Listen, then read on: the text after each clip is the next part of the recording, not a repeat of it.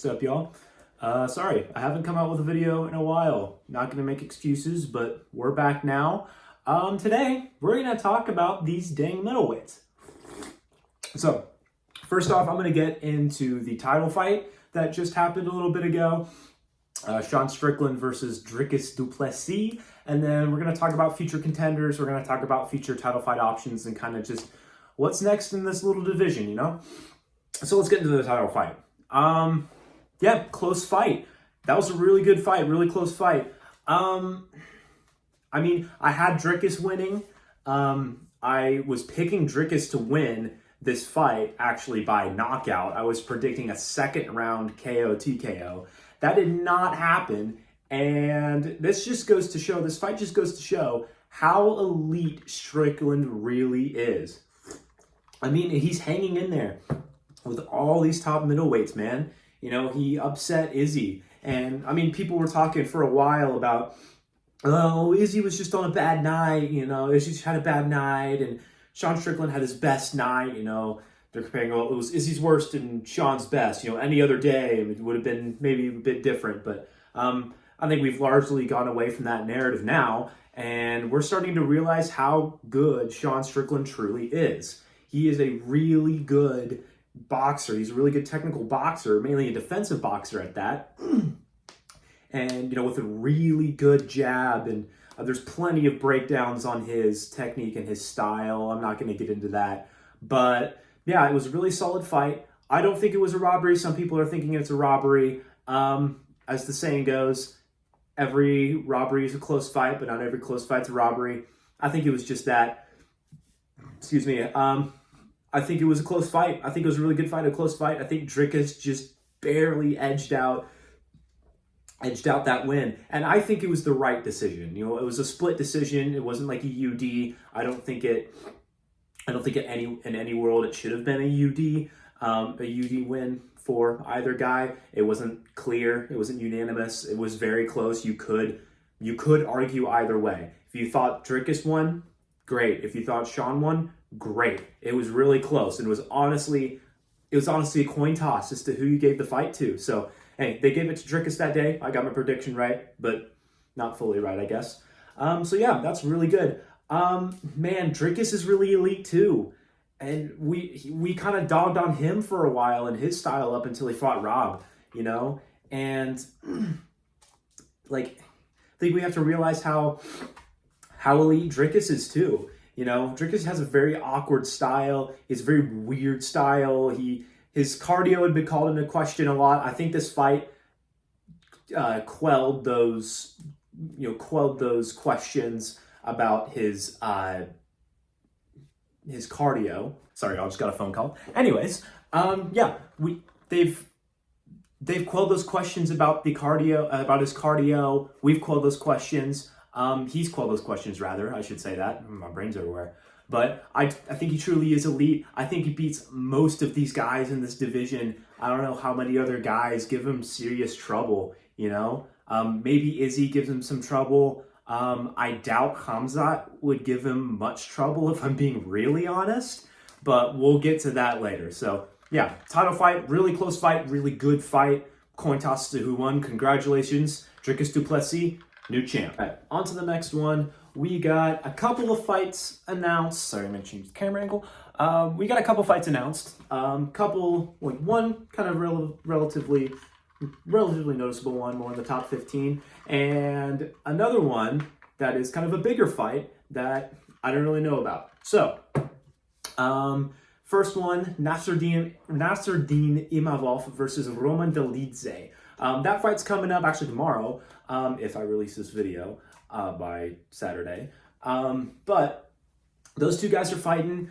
Nasruddin, very, very much a technical guy. Roman Dolidze, kind of more of a brawler type guy. I think Imavov's going to pull it off. I think it'll go to a decision. Yeah, not too much there. I think Imavov's going to look to climb back up after, losing to Sean a while ago. I think he's going to climb back up. I think he's going to do pretty good in the division. I don't know if he'll be a future champion. I don't think he's going to really be a future champion someday. Maybe he will. I don't know. But As of now, I think Imovov's going to win. Delidze, decent mid-range contender. I think they'll do pretty well. Next fight, we have Robert Whittaker versus Paulo Costa. Now, first thing that you probably are thinking is this fight even going to happen at all? My money's on no. Paulo Costa is the king of pulling out of fights. Some of them weren't necessarily his fault. One of them, I mean, his most recent pullout against Khamzat Chimaev was because of a elbow injury. He had to get surgery for that, so we can't really dog on him for that. And he had one other injury or sickness or something, illness a while ago too. But I'm not huge on Paulo Costa, really. You know, like most of his pullouts were his fault. Like I said, I think one other was actually somebody else's fault, but for the most part, he has been the reason he's been pulling out of fights. He's just not a consistent fighter. I think he's a bit overrated. I think most everybody really isn't super big on Paulo anymore, but he has okay power. Like, he has heavy hands, I guess, but like, he's not really a huge knockout artist, if I'm going to be honest. Like, how many knockouts does he really have? Not that many, like, hard knockouts. You know, he's not like a super knockout artist. He's a heavy-handed boxer. I'll give him that. But anything else, I don't think he's gonna. I just don't think that he's there. I don't think he's going to be much in contention in the middleweight division much anymore. I mean, we're starting from the beginning. He had that war with Yoel Romero. A lot of people thought Romero should have won. Good win. Good, decent, solid win on Romero. Romero isn't really finishable. He's pretty unfinishable. So we're not going to dog on Paulo Costa for not taking out Yoel Romero. But that was a good fight, and then got absolutely embarrassed by Israel Adesanya. Went on the internet, made a bunch of excuses, kind of acted like a fool in my opinion. And then he had several announced fights. I think even Robert Whittaker was announced as a potential opponent. And I think Jared Cannonier too at one point. All of those got canceled, and then finally it fell on Marvin Vettori, and Paulo absolutely dropped the ball on that fight too. Literally showed up. I mean, y'all know the story. Showed up to fight week, didn't even want to cut weight. It was made at 205. Huge weight advantage over Marvin, who had already been cutting, and he still got whooped by Marvin. And now Marvin, in my opinion, isn't really the best of middleweights. I don't think he's ever going to be in title contention ever again. He's kind of mid, you know. I mean, Marvin got absolutely smacked by Jared Cannonier, which Jared Cannonier is pretty good, but he'll never be champion one day. So, yeah, Paulo Costa just got absolutely smacked by Marvin Vettori. And then, a few more canceled fights later, has a close fight with Luke Rockhold. At that point, that's not a very good look, you know? And so now he's going against Robert Whittaker. And I just don't think he's going to show up to this fight. You know, if he shows up to the fight, I will be very surprised. I will be very surprised if he shows up to this fight. So if he does, and if that fight with Robert Whittaker makes it to the clap for the opening round, Rob, I think, is going to beat him. He's just going to beat him. Paulo Costa's not that good. In my opinion, he's not that good. I mean, he beat Yoel Romero, and he beat Uriah Hall. Those are his best wins. I'm going to be honest. Even Uriah Hall wasn't necessarily a great win at the time. It was a pretty decent win. But who's he beat otherwise? He's beat he's beat Johnny Hendricks. That's an easiest win you could give him. Horrible on the UFC's part for giving Hendricks over to Costa, but you know, Johnny Hendricks, that's not really notable per se, other than the name value. And And then, I mean, Uriah Hall, that was a decent win. Yoel Romero, that was a good win too. Like I said, slightly controversial on the decision, but good fight, I guess. Good win. Good win to beat Romero. Side note, I think Romero fights like an idiot, but that'll be for a different video. And then beats not Paulo Costa, sorry, I'm stupid. And then Paulo Costa beats Luke Rockhold in his retirement fight. He ain't got it. And he's been whooped, absolutely schmacked by Izzy, which, understandable, I guess. Izzy's best performance. And then he got schmacked by Marvin Vettori. I just don't think he's going to have it,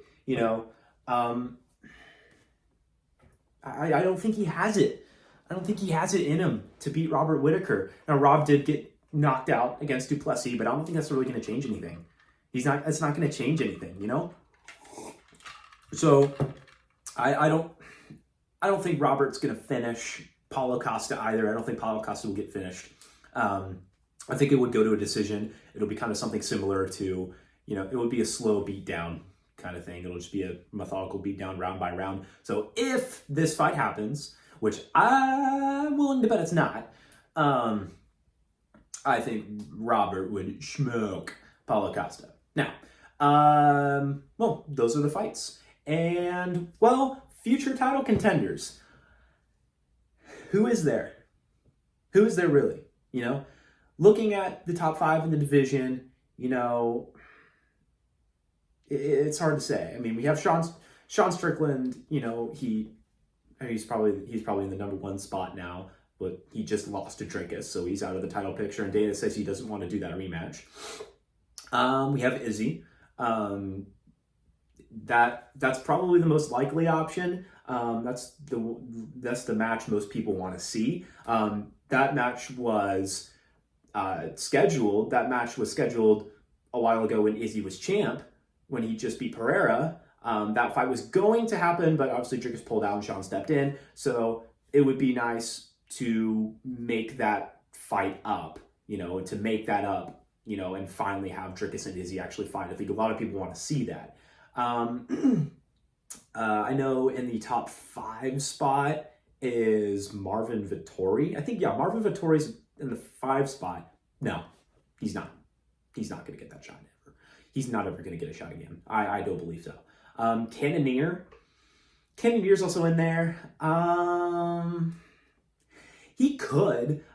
I would at least like him to get another win before he gets a shot. I think out of all the top 5, him and Marvin are the least likely to get the shot. Outside of the top 5, we just have other contenders that haven't really proven themselves in title contention yet. Honestly, I mean, middleweight is pretty shallow right now. It's gotten better. We've had a new contender arise in, who am I trying to say? The champion. The champion. We've had him as a contender. He's been rising. Trickus. He's been rising up through the rankings. Now he's champion. Sean has made a name for himself, And I think the division's finally a bit broken up now because Rob's finally been beaten by somebody else. Robert Whittaker is in the top 5 too, but obviously he's not getting a shot either because he got beat by the champ as well. So Sean, Rob, and number 5, Marvin Vettori, out of the picture. The only 2 likely guys right now are Izzy and Cannonier. Cannonier's not going to be a likely option. He's not going to be favored to get that shot. So most likely it's going to be Izzy. I've seen people making Khamzat Chimaev claims. No. Okay, let me explain. Okay. I'm pretty salty about this. I don't know why I'm salty, but it just makes me a little salty, okay? Khamzat does not deserve a title shot worth crap, okay? He made a name for himself in welterweight. He did. He got ranked at welterweight. He had a few good fights at welterweight, so that's where he originally made himself. And he left welterweight, unranked everywhere. Beats also an unranked Kamaru Usman at middleweight. Yes, Kamaru is former champ. He's ranked in the top 5 of welterweight. Kamaru Usman's ranked, but that's the key word, welterweight, not middleweight. Both of those guys, no rankings in middleweight, okay? They're fighting at middleweight. Khamzat beats Usman. Close fight. There's some controversy in that fight. All I'm going to say was a close fight, okay? I'm not going to say anything about it. And Khamzat is handed a 9 ranking. He's in the top 10 for beating who in the middleweight division? He's beat one middleweight. He's beat one actual middleweight, and that was Gerald Meerschaert, I believe. I think it was Gerald Meerschaert at middleweight. Correct me if I'm wrong, but I think it was him. Meerschaert was also unranked, and that was like, what, 2-3 years ago? I think 3 years ago. Yeah, and I think he fought Holland at middleweight, I think, or was it some other catchweight? I can't remember. It was a middleweight. Yeah, I think it was middleweight. That fight happened. He has fought no one in the middleweight division that is ranked, okay? He doesn't even deserve a 15 spot. Maybe I would understand a bit more if they gave him like 15 or 14, I'd be like, all right, whatever. I wouldn't like necessarily agree, but like it's a 15, 14 spot, doesn't really matter. He can fight there. He doesn't deserve that ranking to begin with, and therefore he does not deserve a title shot with squat. Okay? Now, if he gets a shot off of no fights at middleweight, I think he's going to lose, especially to Dricus. He's more likely to lose to Dricus. I think Dricus's wrestling, first off, Dricus is huge. Khamzat's big too, but I think Dricus is just a little bit bigger than he is. Also, yes, Khamzat is an outstanding, smothering, suffocating wrestler. I don't think Dricus would get submitted by him. I think Dricus could possibly get dominated in early rounds in the wrestling department by Khamzat. However, it's been proven time and time again that Khamzat's cardio is not there, nor is his boxing defense. If you're getting pieced up by Kamaru Usman, now Kamaru's a good boxer. I mean, he knocked out Gilbert Burns, he knocked out Masvidal. He's got hands, and he's had those wars with Covington. He's got hands. Don't get me wrong. But Kamaru's strength is not boxing.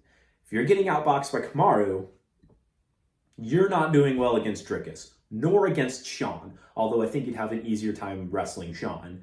But although Sean is still a good grappler in his own right, but Khamzat's just better than most everybody else. Let's be real. Khamzat is one of the best wrestlers in the organization, period.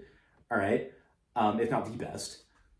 But I don't think he stands at championship caliber against someone, especially like Dricus du Plessis. I think he gets tired out. I think Dricus would be able to survive the first round or two, and then Khamzat would tire out. And I think given a 5-rounder, and Khamzat's only fought in 3-rounders, so he hasn't had to worry about the gas tank problem. In 5 rounders, he gets finished. I think in 5 rounders, he gets TKO'd, and he gets wilted under the pressure of the big dogs. I think he gets wilted under the pressure of Dricus du Plessis. And I don't think he would survive a single bit. All right, with that, thank you all for watching. I will catch you in the next one. Peace.